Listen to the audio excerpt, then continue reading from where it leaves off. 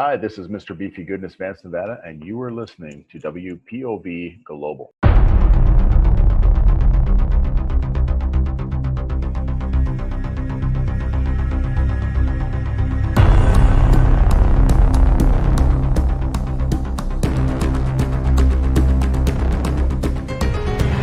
Hey folks, welcome to another edition of WPOV Global. I'm your host, the legend T. James Logan. With me, the gentleman Elio Canella. Good to be here. And of course, the lone wolf, Andy Anderson. Yeah. But you know what, folks, today, it's around Christmas time. We're not going to have probably as long as a show and are in depth of some of the stuff that we usually counter each week. We have a little bit of hot topics and some things we talk about in the beginning. A lot has happened even in just the last week, considering not a lot of wrestling has happened. And of course, we want to talk about today. We're going to be looking in our deep dive in AEW is a special tribute show to Brody Lee. And Brody Lee at 41 years of age has, since our last episode, has passed away.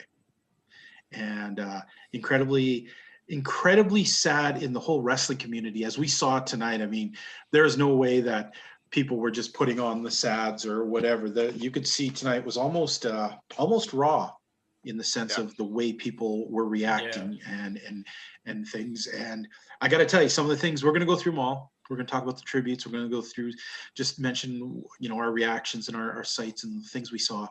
Some of them surprised me. The most devastating one for me was one of the last few persons I realized had that close of a connection to him. So we're going to go through that. But we're going to start, of course, a bit off with our hot topics and those sort of things this week. We're going to talk about a hot topic. And you know what? I'm going to read a message that pertained to this hot topic. And we are going to get into this hot topic. And we managed to get it onto the site this afternoon. We're going to go over the numbers, too, of what you people thought about. And, boy, this is what I would call a hot topic, because this is something that we had on our show. It's something especially me and Andy have really kind of harped a bit about. And that, of course, had to do with MJF and the whole skit scenario thing where him and Jericho did a song and dance number on a wrestling show. Everyone has their point of view. Me and Andy were, of course, of the thing that was a tiny bit harmful for the MJF character. Lots of other people were like, oh no, this was great. This was that, this and this. But I had a question which came in late last night and, of course, made me want to talk about this and get more in depth, because somebody asked a very pertinent question about this. And that person happened to be AJ Sanchez, who's been on Quarantine a couple times with us. And here's his message. It said, hey, guys, sorry for the late message. I was just rewatching the Heat POV podcast again. So you know what? That means people are watching Quarantine more than once. Get out and watch those episodes again. There's some fun stuff. Good job, AJ. Yeah, good job.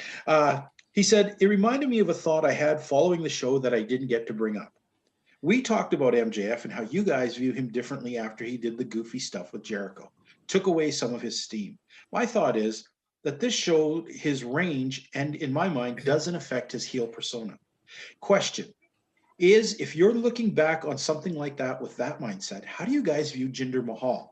He went from a serious heel to 3MB to fired to rehired, pushed to champion, and now not on TV. Same could be said for Drew McIntyre and how you view him.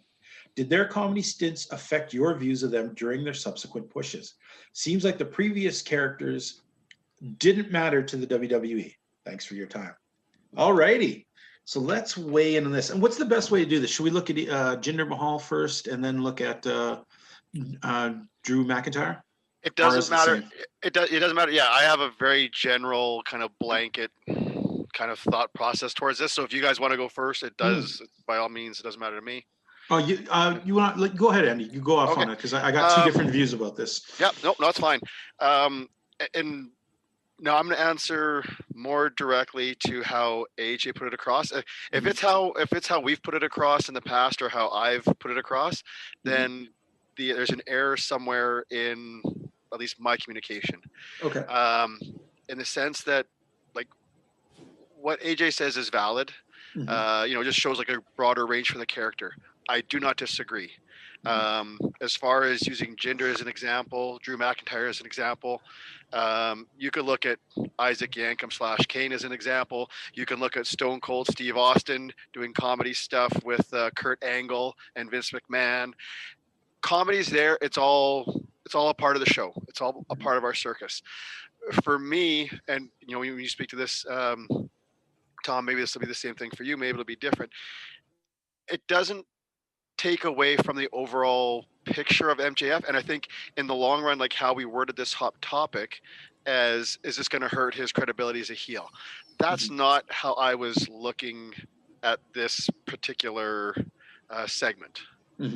For me, and maybe some of it was because, as much as we talk about hating to play fantasy booker and we have these ideas in our head, like, oh, well, eventually, or sooner than later, MJF's going to turn on the inner circle and on Jericho, and Jericho looks like a goof for not kind of falling for this. And why are they doing this?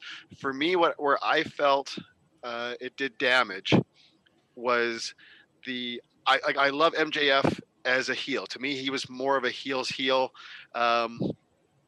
Even tonight being a tribute show to Brody Lee, he still kind of threw some of that out there, which I absolutely loved. And I know we'll touch on it later. But just to that point, everything he had done, like I said, was a heel's heel. It was done with the intent to hate him. He was doing everything in his power for you not to like him. And then he goes and does the Sonic and Dance with Jericho.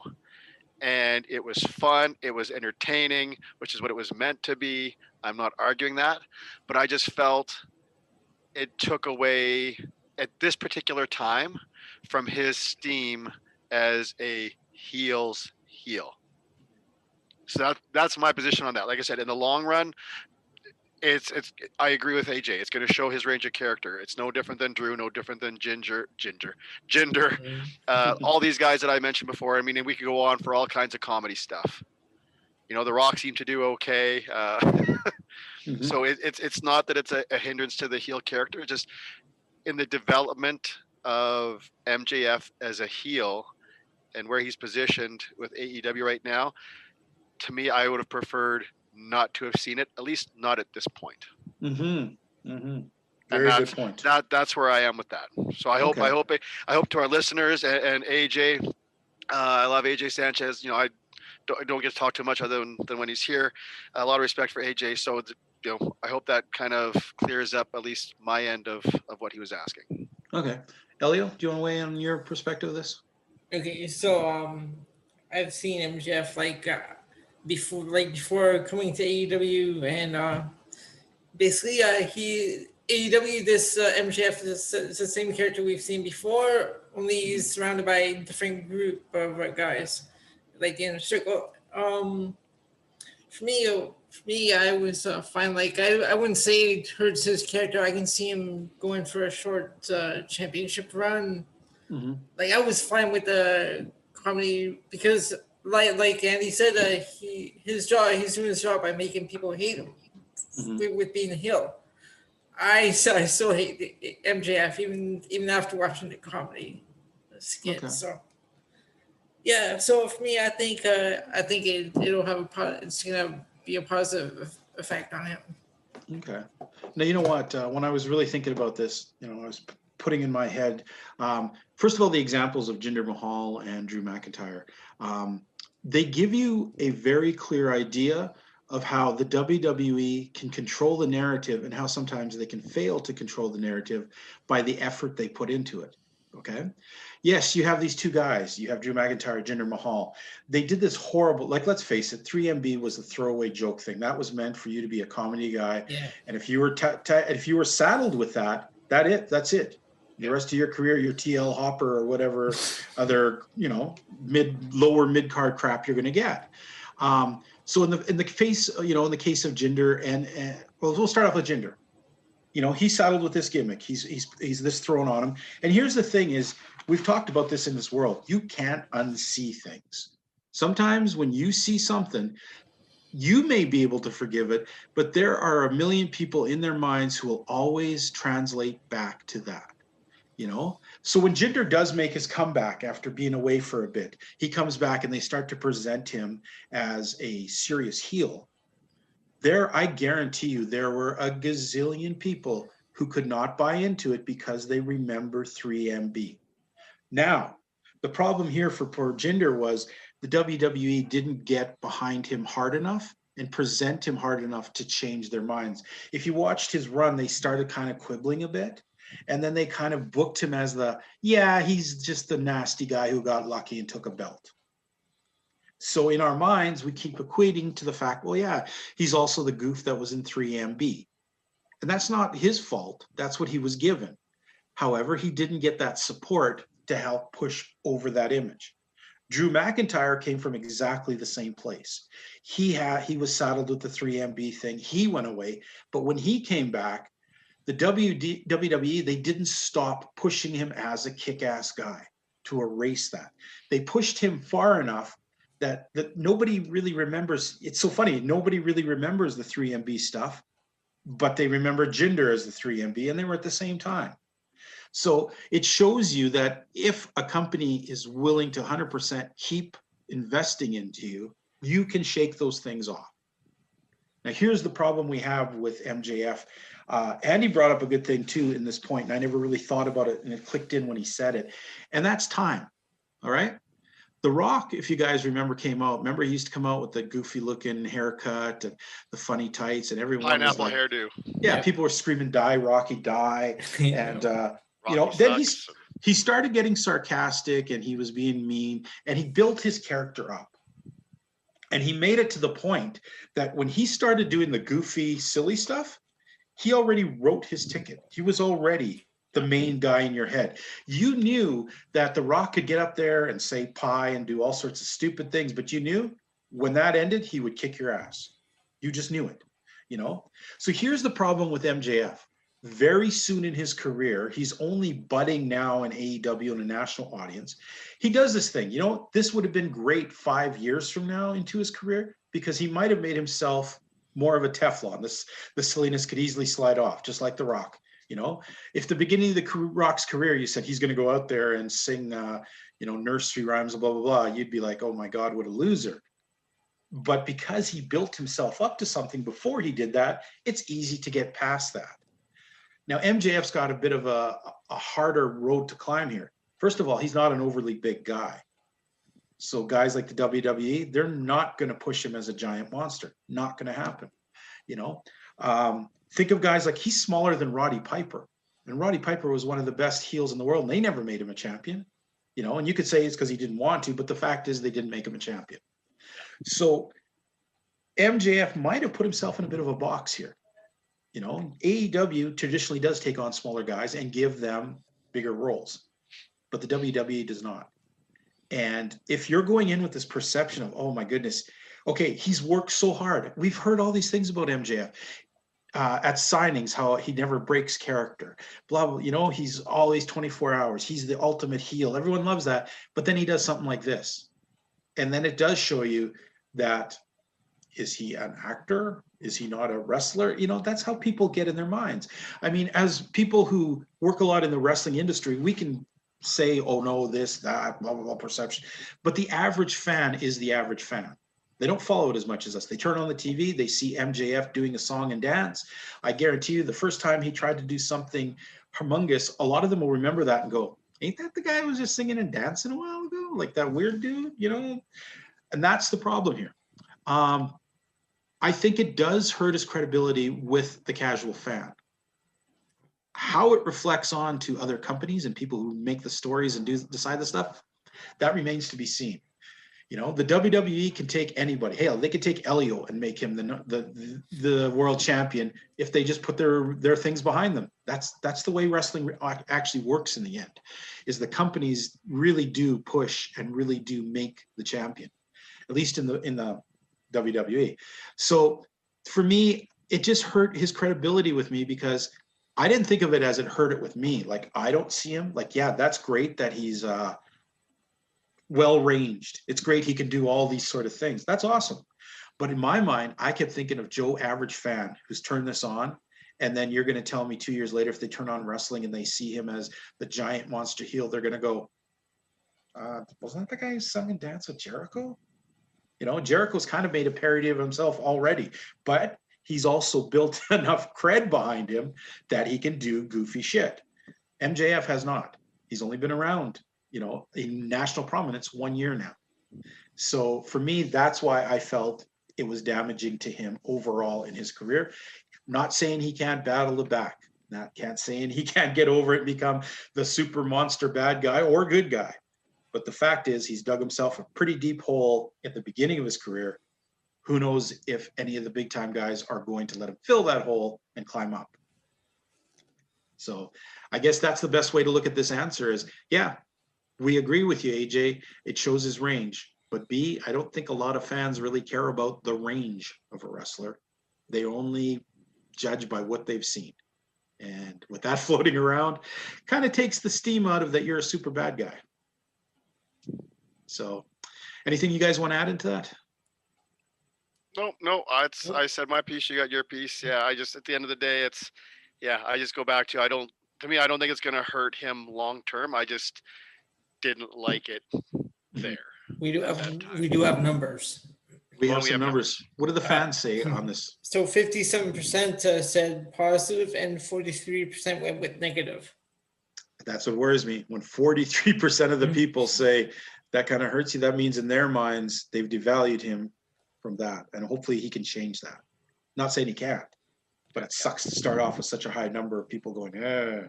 Well, when you started off so high too, like to me, like as I said, like I love it. Like you know, I'm a heels heel kind of guy.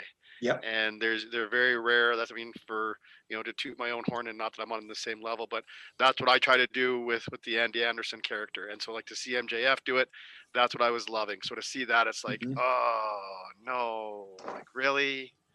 Yeah. But like, are we going to see you? Are we going to see you and Sheik Akbar Shabazz do a song and dance routine sometime in PWA? We might have like a double team donair eating contest or taco eating fest or something. He will kill you in that. He will kill you in that, Andy. That guy is a walking garbage machine. He can eat the tables. Yeah, see, but you don't. Yeah, see, that's the thing. People don't know about my range of eating either. Although, you know, you did eat a pizza in what, like 30 seconds last week? Oh no, dude! I've done my fair share. Okay, so you saying you could honestly credibly go with him? I don't know. You could credibly go in and contest him, because we could make that happen. I'm not saying. I'm just saying. Better watch your wasn't he the taco eating champion or something last year at some restaurant? But also I wasn't there, so. Yes, that's what I'm saying. Watch your ass, Akbar Shabazz. All right. We might as well comment. We have a comment. Oh, let's hear the comment. From Josh Sanders. That guy again. Okay, Josh Sanders says he's being natural, so I can just see him getting a short run with the championship. Yeah. Of course, that guy think Edge is cool, so each his own. No, I'm not Rick Serrato. I like Edge too. Although, you know, the funniest meme I saw recently was people like, they had it like, Chris Jericho, well, he's 50 years old. I mean, come on, man. You know, it's hard to keep a shape and blah, blah, blah. And then they show a picture of Edge and he's like, yeah, right. And you see Edge at 50, all built with just some grizzle. And it's like, yeah, this is super hard to maintain. Poor Jericho. Okay, let's start. You know what? We're just going to do a one-off show. We're going to go right through into this, okay? We're not even going to do a break. You know what? Let's just do really quick plugs then, and then we'll do this break. Okay. Sorry, thrown off. Folks, we are part of the WPOV Wrestling Network, which has a wide range of shows that you may see on many different platforms. These platforms may be Facebook, YouTube, TuneIn, Spotify, iHeartRadio, and Podbean. Can't believe I got Podbean right. All right. You can find us on any of those multiple different platforms. We also have multiple shows. This show you're listening to is, of course, Global, featuring me, Andy, and Elio, where we talk about AEW, and we talk about a lot of big things that happen in the world of independent wrestling. Then we go on to Thursday, this show appears on Fridays. Every Saturday is WPOV Wrestling, hosted by Tony Diaz, Rick Serrano III. And Elio, are you really still on that show like weekly? Is this a thing now? Oh, you traitorous cur. And Elio, He's just expanding. Elio, soon to be muted forever off Global, Canella. Then we have WPOV Quarantine, our YouTube show, where me, Andy, and Elio usually have on some guests. We find a topic and we get into some deep talk about professional wrestling. We talk about the ins and outs, the behind the scenes, the stories, all kinds of things, the philosophies, which is so interesting. It's a really great time, and you can watch us, see our ugly mugs on the old YouTube. Oh, look at that! I wish I got these little. Okay, and then we have WPOV Aftermath. Which is usually after each big main event, like I guess after every big pay-per-view or side show, where some iteration of the five of us will be on there, breaking down the show you saw and giving our input. So, and Elio, where can people write in to make comments and whatever that they want about the show? So you can write to us on Facebook at Wrestling POV Podcast, Instagram Wrestling POV 1, and Twitter at Wrestling POV. All right, now let's get into AEW Dynamite. Let's get in. Today we have a tribute show to Brody Lee, or real name Jon Huber, who passed away really suddenly. You know, there has been so many weird things. I'm going to say this right away. You know, in my head, you know, I too was like, oh my goodness, like how could a guy go in 2 months from being on a main event on Dynamite? He's a big, tall dude. You know, he's muscular, he's massive. How did he descend so quick? And you know, you want to think like, oh, was it cancer? Was it all sorts of things? We bandied stuff around, you know. Of course, in everyone's mind, everyone's like, is it COVID? There's all sorts of things like that. But the thing is, the wife made a statement, and she said it was just some kind of lung pneumonia combination thing. And that's it. She was very clear to say it was no COVID thing. And in my mind, I'm like, okay, well, if that's true, you know, fine. I mean, we don't need to harass the family or whatever and stuff like that. A bit of news came out today that a 30-year employee of the Insider Torch, PW, you know that one, Wade Keller? Yeah, Wade Keller's show there. He actually released one of his main columnists who, after 30 years of working there, had demanded that AEW and his wife produce proof of his death. Ooh, and that I read about that. Is that okay? Is that where? Yeah, because there was an article or something posted, and then it got taken down. That's what that was about. Yeah. Okay. And what it was is he demanded more transparency from the AEW and from the widow, and rightfully, and I think very rightfully, Wade Keller let him go. I mean, this is the kind of thing, guys. Like, this is a serious thing in people's lives. I mean, you know what? Who cares in the very end what you think of somebody's death? You know, do we really? If it's the family doesn't want to know, or if they've said it or whatever, that's the way it should be. It should be left alone. We don't. I mean, why do people want to know if it's COVID so that it can be political on either side? I don't really care. I just care the fact that somebody died and we're going to harass their family now. And you need proof. What? Yeah. I'm not cool with that. And you know what, guy? Very poor taste. And if that's the way you think, I'm glad you lost your job for that. That's not cool. That, you know, there's got to be a, you know, I love these people who say, well, I'm a journalist. No, you're not a fucking journalist. Your guy works on a fucking website. None of us are journalists. We're just guys who watch wrestling and we hear rumors now and then. You know, you don't see CBC, you don't see the reporters, real reporters from CBC or CBS or NBC digging into crap like this because they know better. So I'm not even going to get into that. Let's get into Dynamite tonight. Now, it was a tribute show, and boy, I remember I turned this on, and it's like I'm 2 minutes in the show. Andy texted me. He's like, "Man, I don't know. I'm tearing up, man. This is gonna be a tough watch. I mean, this is 2 minutes in, and whoa, you were not kidding, man. Yeah. There was a lot of stuff in here, and we're gonna pull out some of the fun stuff in it. We're gonna talk about a lot of the highs. We're not gonna talk about anything negative tonight. I don't think it needs to be done. We've had the negative part talking about the reporter. Let's talk about celebration of a man's life. We start off, our hosts, of course, Jim Ross, Excalibur, Tony Schiavone, and Chris Jericho. And I got to say, guys, Chris Jericho, once again, really loving him on the mic tonight. Yep. Not just even for the jokes. I mean, sometimes some of the things he was pulling out were like interesting when he was like explaining why a move was working or why something worked. And then Jim Ross would throw out something. He'd go, wow, I didn't even know that. You know, I really enjoyed some of that. And of course the fun stuff. He had like, you know, he always does that too. Even when he was having his guys out there wrestling, he never goes full heel on the guys they're against and just suck up to his guys. He kind of does it in a way where it's a tiny bit, but he's also giving dues to people. Yeah. And I think that's great. I guess thumbs up on the Chris Jericho guys. Yeah. Oh, definitely. All right. First match, we come out to Matt Hardy and the Private Party taking on the Young Bucks and Colt Cabana. Anything cool you want to pull out of this one, Andy? Before we go to the match, can we back up just a bit? Just because for the way I kind of was doing it here, for the actual start of the show, they did the 10 bell salute. They had the entire roster out there. I like that. I love it, and this is something where just because we've talked about some things that were on the internet, was it Brian Myers? Is that his real name? Brian Myers? Yeah, Brian Myers. Kurt Hawkins? Yep. He was criticizing WWE, saying they should have done more and whatnot. For my position, and again, this arbitrary doesn't matter.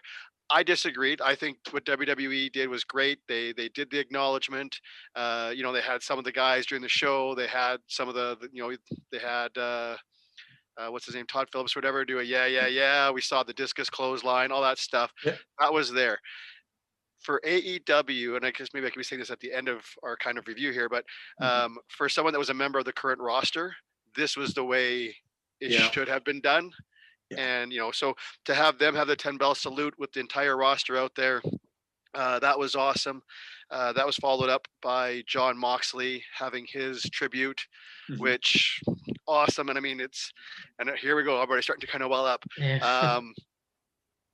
It's awesome to hear, so much about the man, about the father, the husband, the friend. So it was, off to a great start, and that's why 2 minutes in, just as I'm doing right now, I texted you going, I might have to wear sunglasses when we do our show tonight. So, but so that was good. The first match, like you said, Matt Hardy and Private Party against with the Young Bucks, Colt Cabana. I loved it. I thought it was an awesome match. It was a lot of fun. It was great to see Colt Cabana appeared to kind of be highlighted here. Kind of let him go and have some fun. He looked really sad, didn't he not, when he came out? Oh, he was Chris Jericho, for us Canadians and hockey fans, doing a Boom Boom Jeffrey on shout out. So I think to which JR goes, he was a goalie, wasn't he? Which he was a great goalie. No, he said he was a great goalie. Which he wasn't. So that was just was beautiful. But a fun match. And just a great start to the show. Everybody did well here, and you could tell. And this is what I kind of noticed, I think, through just about everything through all the matches tonight. It's not to say that these guys and girls don't do it on a regular basis, but there just seemed to be everybody seemed to have stepped up their game a notch tonight, and there was just that much more genuine emotion. Which to me just translated, which I felt. And again, with the emotion, a lot of it's like the sadness and whatnot, and it just it was good. It was a good start to the show. Okay. Anything that you pulled out of there? This was just a fun match. I like how they highlighted Colt Cabana throughout the whole match. It was just that's what I got from it. Just a fun match. Everyone did really well. Things I pulled out of this match. The Private Party, what's the one who used to wear the tails? Mark Quinn. Yeah, I like him not wearing the tails. It's a better look for him. He looks thinner, but you know what? It doesn't look silly. It has a little bit tougher look to him. The tail just gets in the way during the match. So when he does those flips through the ropes or over the top. Yeah. Colt Cabana looking great in here. I don't know what the move's called. I think he's the only one who does it, but I like the move where he's on the top rope and then he just Chicago drops Skyline. down and lets the guy. Yeah. Love that move. Never know what to think of the Superman pin. It's just so. I like goofy. that. It's To me, such it's a just goofy ass so move. simple and smooth. I love this Yeah. with a little float over. I love it. He does it so smooth, though. I mean, Yeah. come on, that I've never seen anyone do it that smooth, and he looked good in there tonight. The Young Bucks looking good. Always props to Nick Jackson for he does that whole like series of things where it's nonstop, where he's like boom, boom, boom, backflip to the next guy. Yeah. That's great. You can't fault him on that. And Matt Hardy. I mean, they kind of made him like a monster tonight. He was just out there slapping the crap out of people, throwing them over things, it's nice to see him not look old and tired. He looked motivated and he looked pretty good in there tonight. This whole match was a really fun match, very emotional. Enjoyed it a lot. So yeah, definitely a fun time there. Then the ending, the good old The Acclaimed come out, and luckily they didn't even get a chance to rap because SCU comes out, hucks them in there, and then they take their beatings, setting up, of course, the match next week with 8-man. Man match. Not sure what to say about the Acclaimed yet. And so does that mean the Acclaimed is in there with? And I missed it. It's just blown my mind for a sec. Is it Acclaimed with Private Party? No, it's Acclaimed and the hybrid or the TH2 or whatever. That's who is that what it is? Yeah. Okay, yeah, because I couldn't remember who it was. I was just like, wait, was it Acclaimed? It's kind of soon to put those guys together. But okay, interesting. Then we come to Darby Allin, and I'm not even going to make the Turtles joke because this was a nice, serious thing, and I enjoyed what he said. Best promo he's done yet for AEW. Yeah. Very much so, and more serious. And next we have Evil Uno, Stu Grayson, and the rest of the Dark Order come out with Lance Archer dressed like Luke Harper. Yep. Yes, awesome. Loved it. And because he's got that height and whatever, it totally looked like it suited him. It suited him well. Yeah. And at first, it took me a minute too when he came out. I was like, "What? Why does he seem different to me?" Yeah. It's like, oh, wait a second. I caught it. Yeah. This was an interesting match. Eddie Kingston comes out and pulls a heel thing right away, which surprised me. Loved it. Yep. But then later on, we'll find out that maybe he's not such a bad jerk-off. But I loved in the beginning, the start of this match, when Eddie Kingston goes to get checked by the ref and Uno just runs over and kicks him in the head. That was awesome. I loved it. Laughed so hard at that. I hate to say it, but I kind of miss seeing Stu Grayson and Evil Uno on Dark, because when those guys are in there, man, they have some good moves. They have some good wrestling, and not just spot. They have some good storytelling. They're I guess we were just so annoyed at them in the beginning with how the Dark Order was thrown down the way they were just presented out of nowhere, like with all these creepers all around them. It's like, well, who are these guys? Like, once again, it's that whole thing that Andy was talking about, is you need time before you can, like, when you throw something out, if you walk around and say, I'm a tough guy right off the bat, everyone knows you're not tough. You're going to probably take a shot in the face and you're not so tough. But if you can work your way to see that people say you're tough, that's a whole different thing. So I've learned to enjoy watching, and Evil Uno was the one that was the harder one for me. Like, Grayson always had that amazing ability. But now it seems like Uno's really upped his game, lost some weight. He's really moving in there well. We talked about that move. There was a tremendous move that Grayson did, like this kind of running thing he leaps over the turnbuckle and rams down. Was it, must have been Blade's face into the... I think so, yeah. Yeah, it was Blade, yeah. Okay. And I think even Jericho on commentary. I've never seen that before. Yeah. You said that you've never seen that before, and you've been around to a lot of places. And it was, and it looked good. It looked smooth. Like, kudos to Blade there for taking it well too. Like, Now there was a sequence in there where they were starting to do a whole bunch of off the top ropes where, like, Grayson and Uno and Arch, where they're setting up for Arch, and they're doing all this stuff. My wife looks over and she grabs my son. She's like, Tommy, you do not do this at home. You don't try and do these things. And I turned to her and I said, don't worry. If you want to learn in a couple of years, I'll get Nazar and Andy to teach you that stuff. And he first thing he says, he goes, Andy's going to teach me that? And I'm like, well, Andy will be way too old by then, but he'll teach you how to be mean and say things to people. And Nazar will teach you how to do the other stuff. Kick the bottom rope. So it was pretty funny because it was very unstaged. She just like looked at it. She's like, "Oh my god," because he was like, "Whoa!" He was ready to. She's like, "Nope, you do not try this stuff at home, Tommy."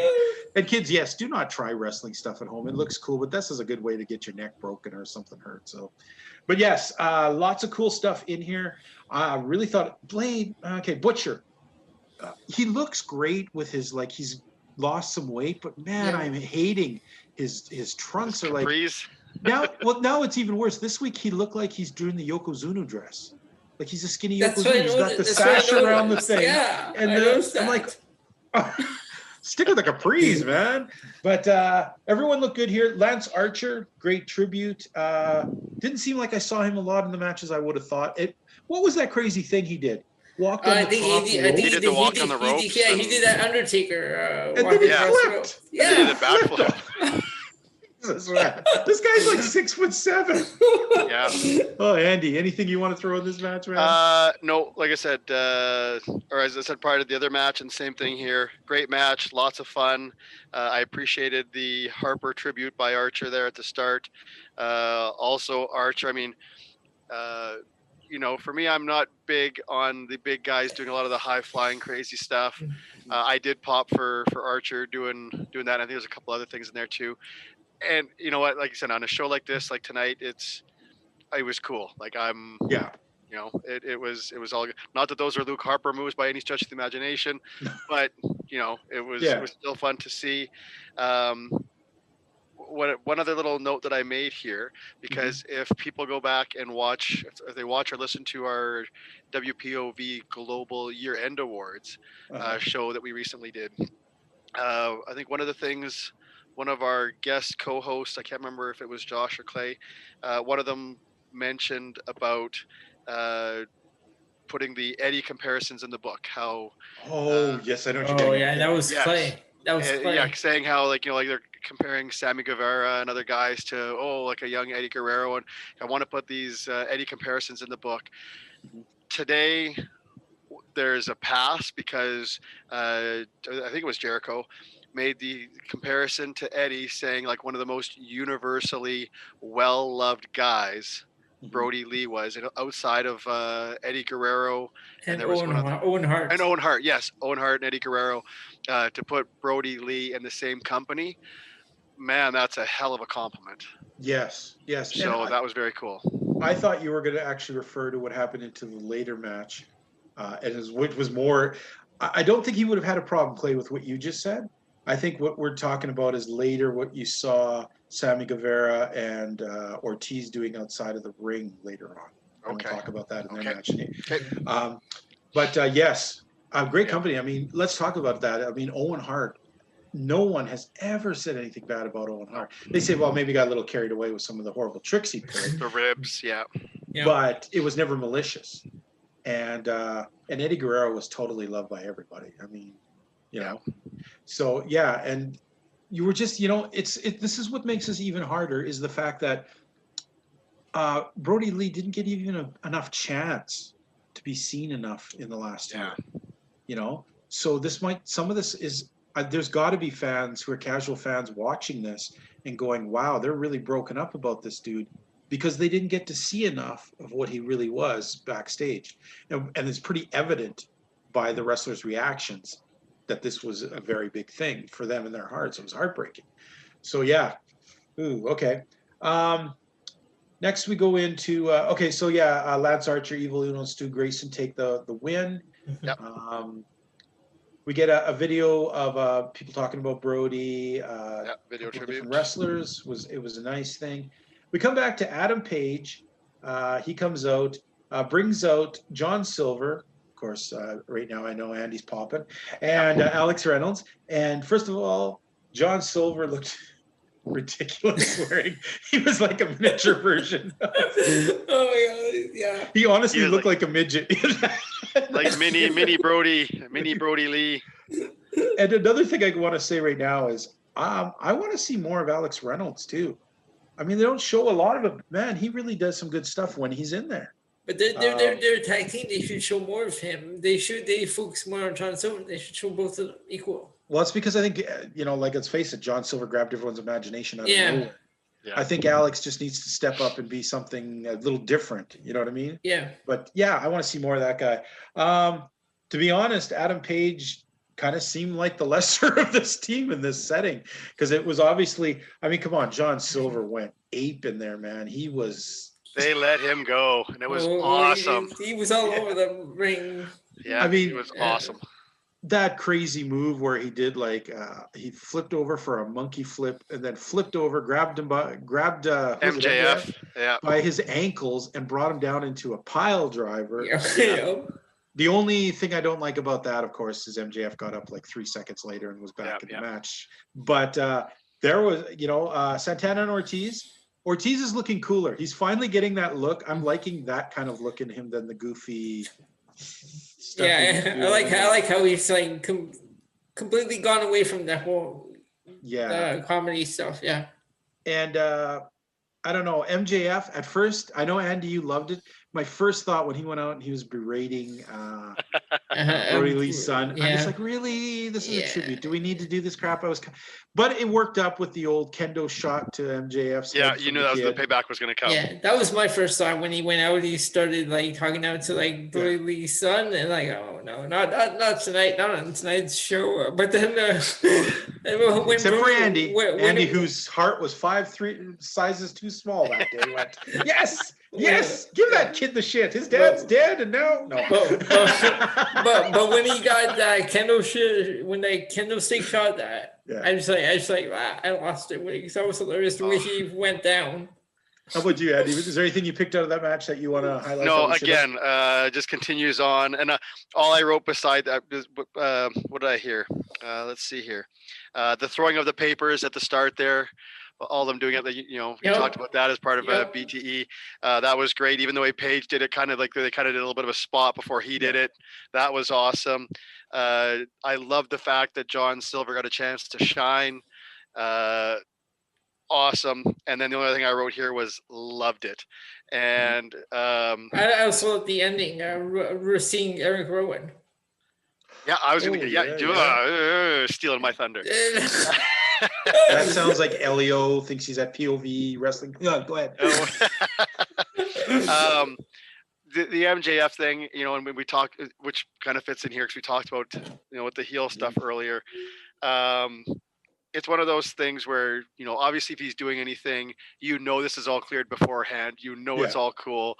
I mean, to some, I'm about to say, nothing in bad taste. And there might be people out there. I mean, I know you kind of made the joke about it, but there might be people out there that may be genuinely offended that they did do that, like that he did mess with the kid.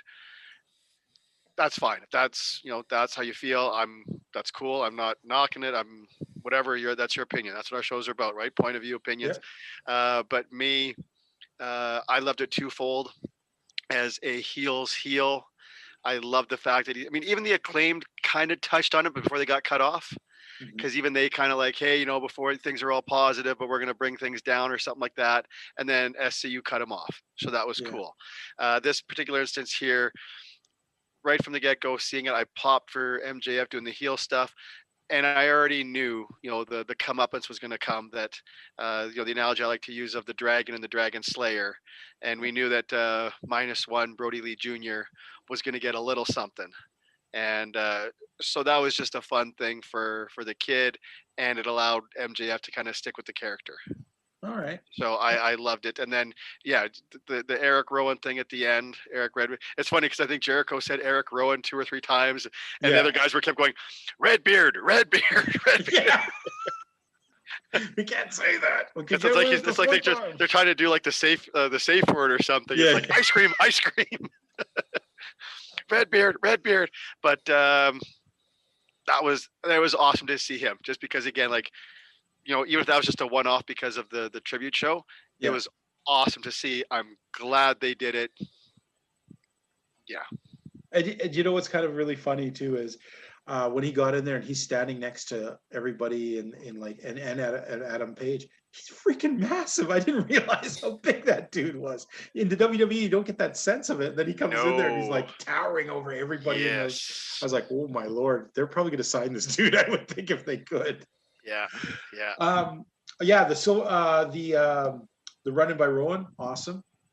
He had a nice, cool sign, which I thought was neat because it was a fitting tribute that we could at any time see and not be rushed through. So, that was pretty nice. Anything you want to throw in there, Leo? I know it was a rematch and the ending, and then the whole MJF thing. I already threw mine in. Okay. Now, I just said that Andy's heart was 5 times smaller. Well, it grew 5 times bigger because Eddie came out, Eddie Kingston, and did his tribute. And for me, it really was one of the ones that really hit me the most. It was, man, that guy's well-spoken in anything. Yes. But talking, just even stuff, saying how, Brody believed in him even when he didn't believe in himself. And very touching. Talking about him being a father and stuff. And I'm pretty sure Andy's heart grew 6 times that day, and he might have a congenital heart defect now. I get teared up. Let's move on to the next thing. Oh, yes. Okay. Anna Jay and Taya Conte versus Britt Baker and Penelope Ford. Possibly the weaker of all the matches out here, but still not horrible. There was some fun stuff in it. I was saying to these guys, I'm impressed with Anna Jay and the fact that she really is we're just seeing that now, because if you guys go back and watch this match, she was all over the thing. She was like, and I don't mean in a bad way, she was like controlling a lot of that match. Yep. I would have expected Britt Baker to be the one to hold it together, and I would say Conti probably held it together a lot better. And but props also to Britt Baker. She looked solid in there. She did some funny stuff. Penelope Ford, she saved a horrible move by Rebel. And so I wonder if the debate is Rebel really that bad, or is she still playing the person who is the bad wrestler? Is this meta? Or I don't know. I don't even remember her matches from Impact, so I don't really know if she's just playing or if she's really that bad. Yeah, I don't know, but wow. We're not going to go too much into it, folks, but just watch that match and watch what Rebel does trying to move Conti around and ask yourself, is she pretending to be that bad, or is she just really that bad? And I said the funniest thing to Andy, and he just laughed out loud, as I said, I find it funny that Anna Jay and Tay Conti are so pretty. They're too pretty to actually be wrestlers. And I'm not saying that there aren't wrestlers who are pretty. I mean, the whole physical state of wrestling lends you to sometimes having to be a little tougher or a little not so dainty. And those two girls really look like the pretty girls at high school that are now wrestling and beating you up. So that kind of confuses me. It very much confuses me. Andy, anything you want to throw in this? No, match? I mean, I know there was a few spots there, Rebels thing aside. Like I said, I think I told you too. I said at this point, I mean, I'm watching the show with some pretty rose-colored glasses. Mm-hmm. So it's it was what it was. It was nice to see Britt at the end do the short little promo, kind of get the big rid name drop in there, which was sweet. And then of course that brought in Thunder Rosa, so that kind of helped kind of add to their thing. So that was overall. It was all right. It was all right. So. I find it weird that Thunder Rosa just lives her normal life with half her face painted. Oh, hey, most women walk around in makeup. She just wears a little more than others. Yeah, you think? Okay. All right. Okay, so next we get Jericho talking about Brody Lee, and then. Now this is funny because sometimes I hate the failure of AEW sometimes, and this is their production stuff I just want to get on. And I forgot to mention this on the last part. Now Andy had brought up how we talked about the papers, right? But let's face it, if I hadn't told these guys about it, and if you're watching the show and you've never seen BTE, you're wondering why in the hell are these guys hitting people with papers? Wait a second. What's BTE? Exactly. No, seriously, because I mean, there's people that are listening. That's why I'm asking. Okay. Oh, I know. Okay, go ahead, Elliot. Yeah. No, it's okay. No, it's okay. Go ahead. What is BTE? I know. Okay, well, Oh, okay. BT is it's a show dropped every Monday on YouTube for free. It's a production show done by the Young Bucks, and it's sort of an insider, goofy, fun thing. There's no real matches on there. Well, they've had some matches, but a lot of it's character development to the nth degree. And I was exposed to it recently when I have mentioned it before, but I haven't watched in a while. But they did a tribute show of Brody Lee on it, and so I started watching it. And then it was the whole story. They showed many, many clips where Brody had a roll of papers and would hit people, and it was like he was hitting them with baseball bats. Now, the problem I have here is BTE only gets probably under 100,000 viewers, I would think. And we're looking at AEW, which is servicing over 800,000 weekly. So I don't like the fact. I love the fact that they had the reference, but I hated the fact they didn't give us any reason to understand that reference. Why couldn't they have taken a few seconds of showing us Brody Lee and the BTE thing? That it was funny. It brought the characters. I mean, after watching that, like I said, I haven't seen Brody Lee very much this year. So, when I was sad, but I was like, well, he really wasn't around a lot either. He only came in from March. He missed the last 2 months. That puts him at maybe 6 months. And even then, but just watching that, I got the feeling of this character more. It made a lot of sense, and the humor and the whatnot. So I couldn't see why they didn't just take like 2 minutes, minute and a half, and show us a clip of that, show us a bit of the things. And then the paper stuff would have went way up. Everyone would have got it, So that kind of made me sad, but it also made me sad too, that when we saw the original lineup for this show, we saw all the matches come up. And the first thing Andy says to me is like, I get it, but I don't understand the main event. Like, this seems like a very weird pairing. Well, this is the failure of AEW, because they told us during the show why it was set up. Yeah. Yet they did all the advertisements without explaining any of it. And I thought it could be a lot. Once again, had they had some kind of explanation or foreshadowing of that, boy, that would have even been better. It's just adding stuff. It's how you really promote things out there. So, we get this match where we have, we later find out it's the Brody Lee Jr. 6-man dream match. Yeah. And it has Brody's 3 favorite wrestlers against Team Taz. Now, before we knew that, we were kind of like, okay, what an odd pairing. Yeah. Cody, Orange Cassidy, and 10. Okay. So, but being told that this was Brody Lee Jr.'s 3 favorite wrestlers in there against Team Taz really kind of enriched that thing. But boy, wouldn't it have been a great way to hype that earlier? Yeah. Just saying. All right. I'm going to let you talk about this one, Andy. You want to talk about the main event a bit? I don't have too much. Actually, you know what? Let me go back, and I should have caught this before when you started talking. I got a little distracted. No before the match, though, we had the Jericho tribute. Because Jericho had his. Hold up. So you froze right up on my screen. I don't know if you froze up on everyone else. Can you just start that again? No, okay. I was just thinking, because I was momentarily distracted, so as you started talking, but we missed the Jericho tribute. I did say I mentioned it. I didn't say it. Did you? About. Okay. Yeah. Okay. Go ahead. Yeah. No. It was just did you get out of it? That's. We talk. We all know how good Chris Jericho is. We can knock some. We can give him some knocks for some things here and there. But as evident even tonight by the commentary, great speaker. The tribute, I enjoyed it. As an animal lover, I think anybody that can appreciate where he kind of told the dog story with Oakley, his dog. For a dog that doesn't like people, that immediately. Came to Brody and kind of liked him. This may not seem like much. I just thought it was a sweet touch. So I enjoyed that. And that was just, to me, was something worth pointing out.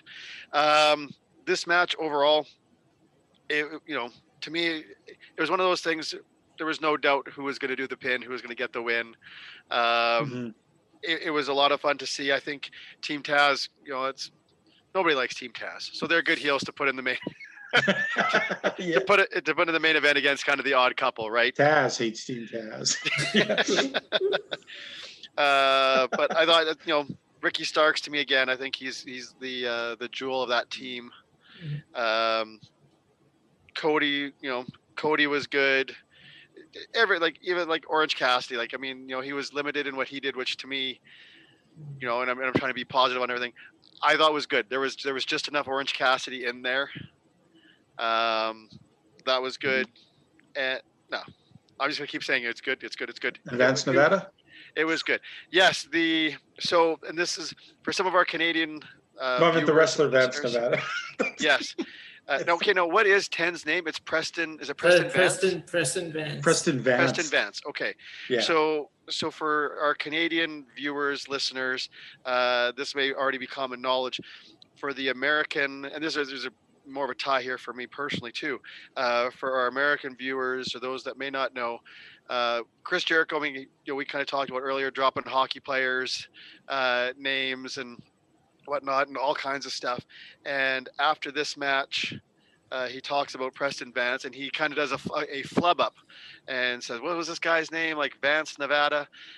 And I immediately popped. So for those that do not know, by way of introduction, Vance, Nevada is a wrestler up here in Canada.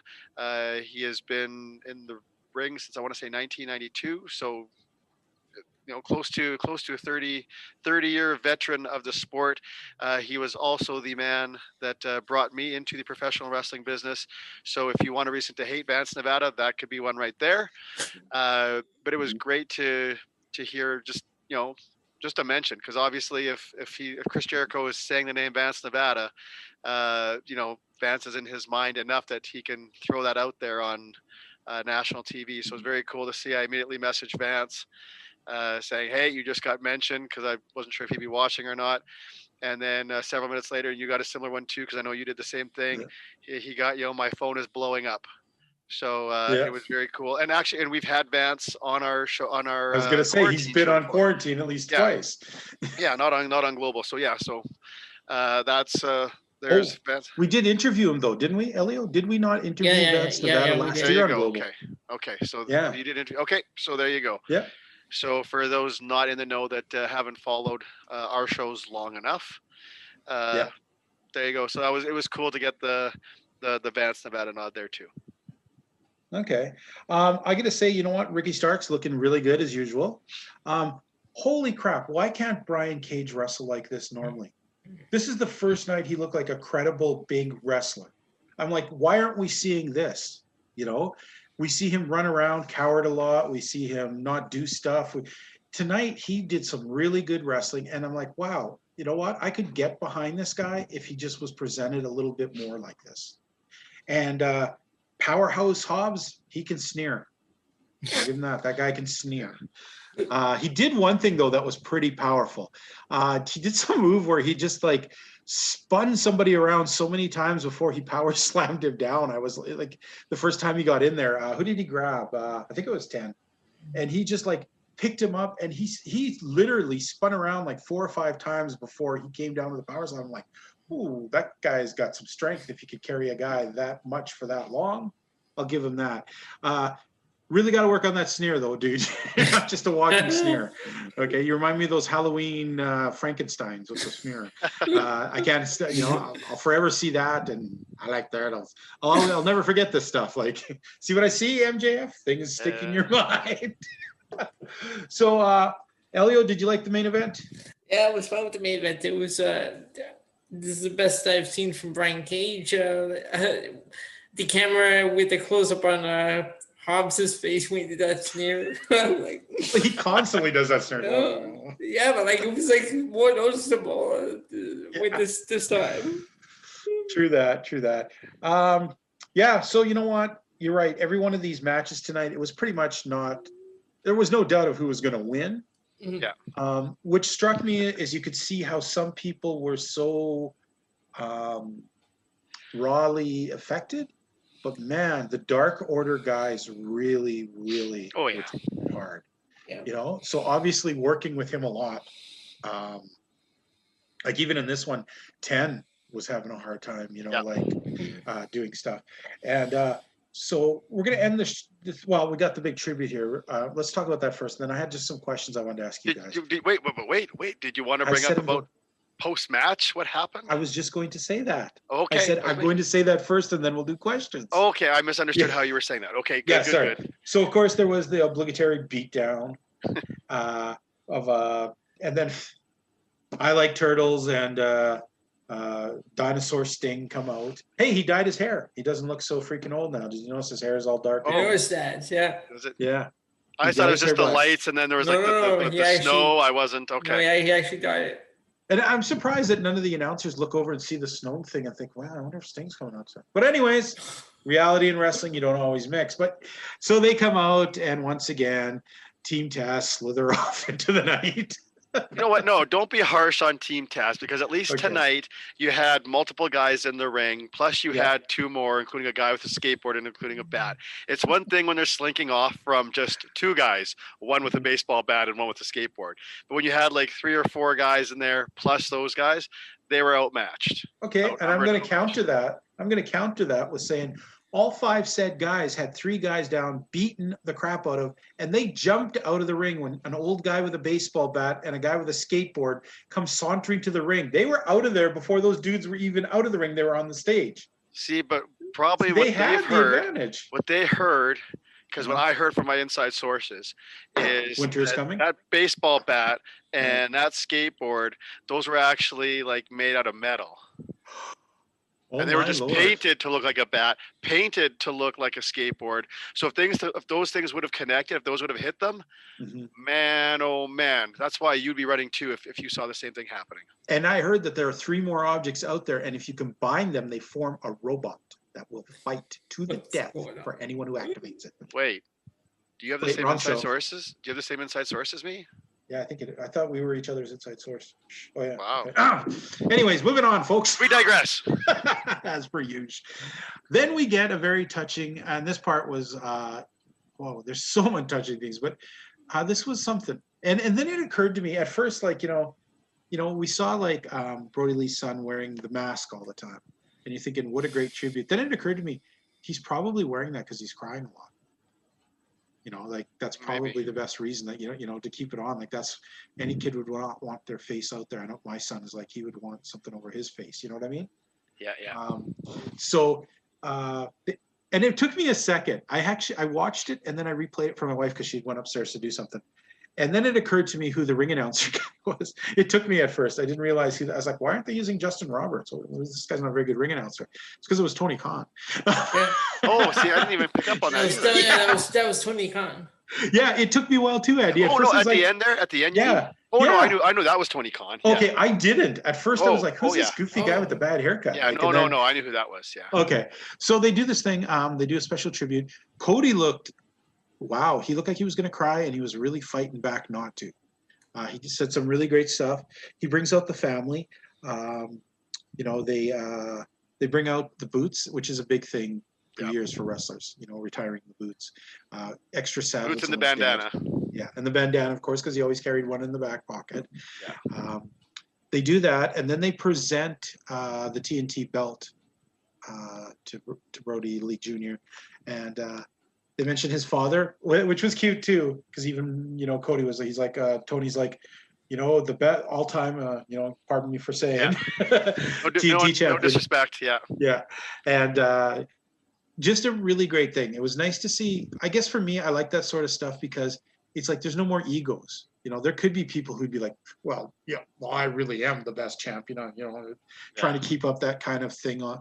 None of that tonight. You know, everybody really stripped the egos away and just had a touching thing. I don't recognize the song they played. No, I didn't either. It was a nice song. And it was very fitting and showing lots of pictures, lots of WWE guys with him, lots of other guys, independent guys, early stuff. Just a really good thing. And overall, I just want to say that this is one of the most touching tribute shows I've seen in a long time. You know, really well done. I would agree. I'm going to bring this up. Yeah. And I mean, and they came as close as I guess they could. And it was one of the things that, as the video tribute was starting in my head, I'm like, oh man, I hope for this one night that they will do this. And what I would have liked to have seen, and again, I am not knocking it because it was a great video tribute. There's, that's not, this is just simply what I was hoping for.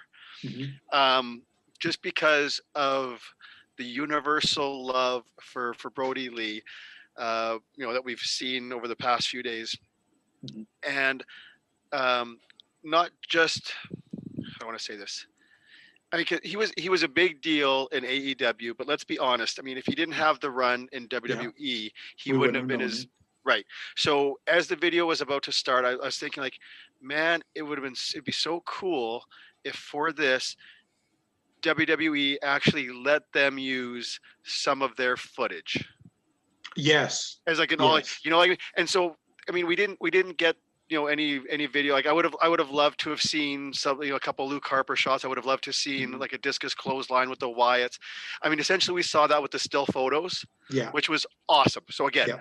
not complaining. Please, No, I like, agree with want you. that I was perfectly hoping clear. that was going to happen. I was hoping Yeah. that was going to happen too. To me, this would be one of those things is like an olive branch between companies. If there was any reason for them to work together, Mhm. even for something as like minute, but you know what I mean? Like it's not a Yeah. big talent trade or anything.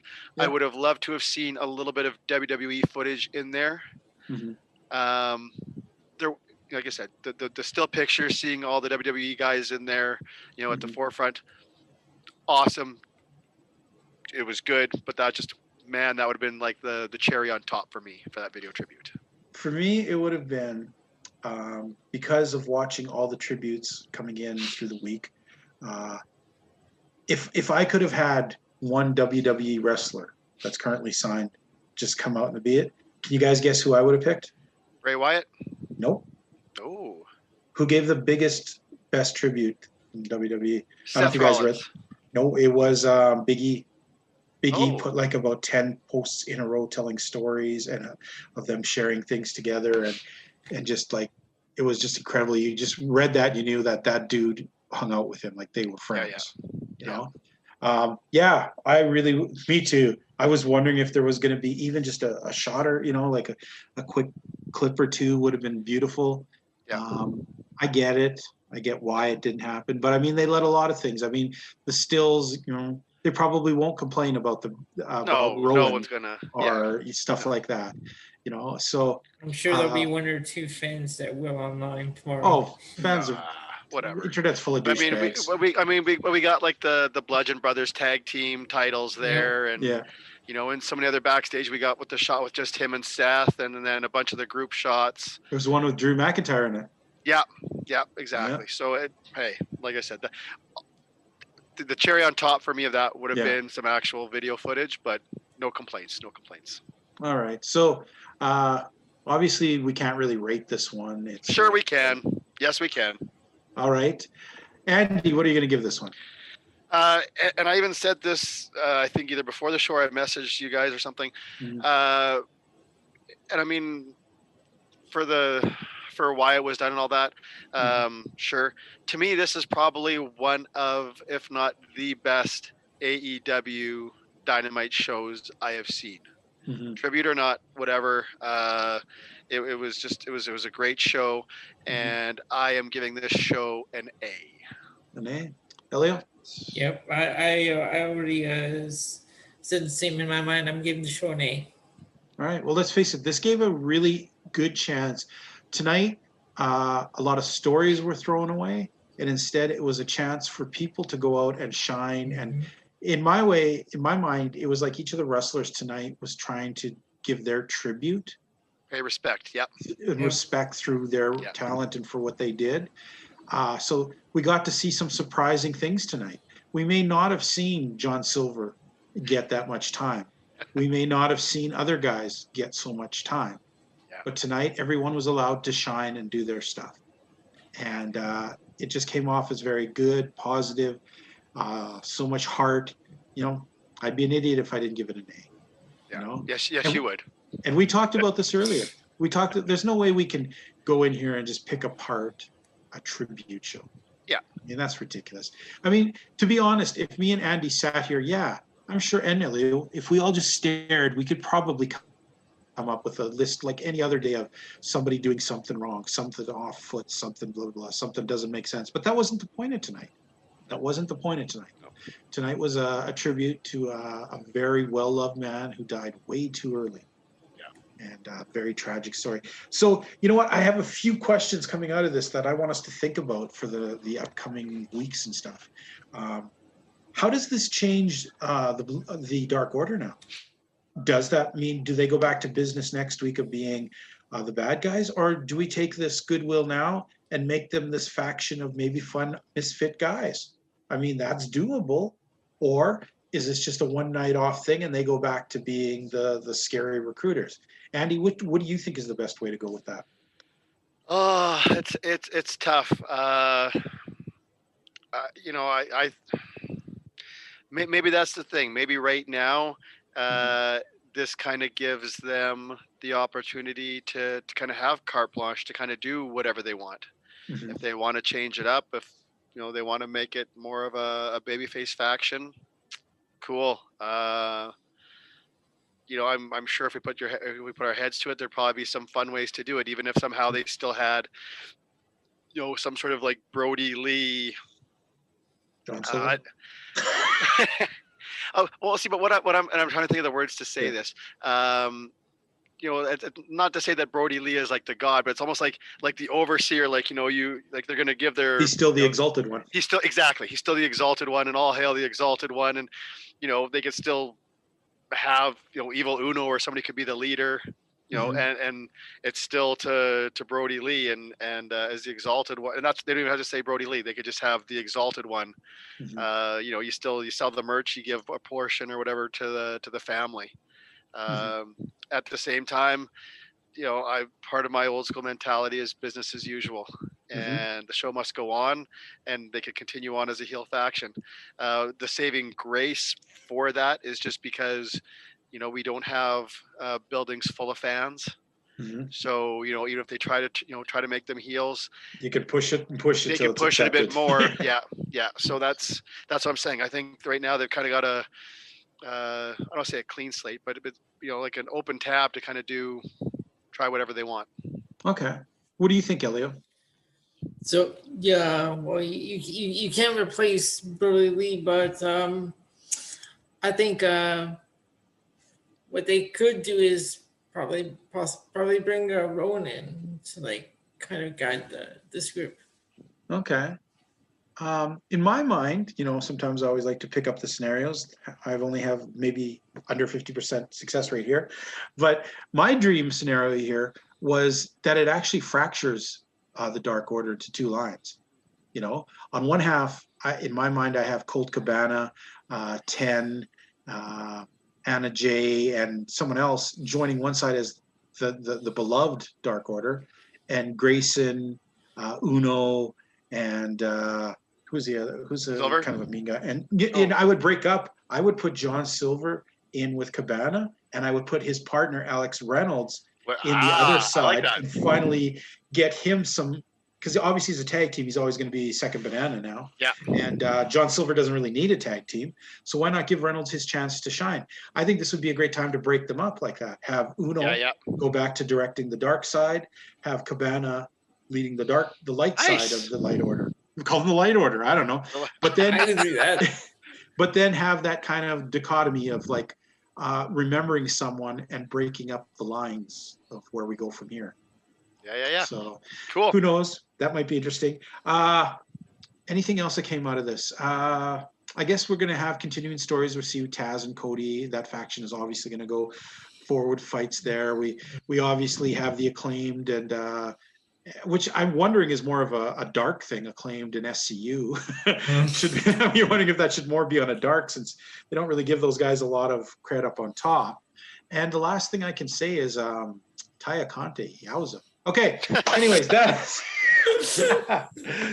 has been a fun show. I would say watch it, folks. It was really good. And Andy's right. I mean, this is some of the best wrestling I've seen in a while out of these guys. And it almost makes you wonder, how come they can't do that every week?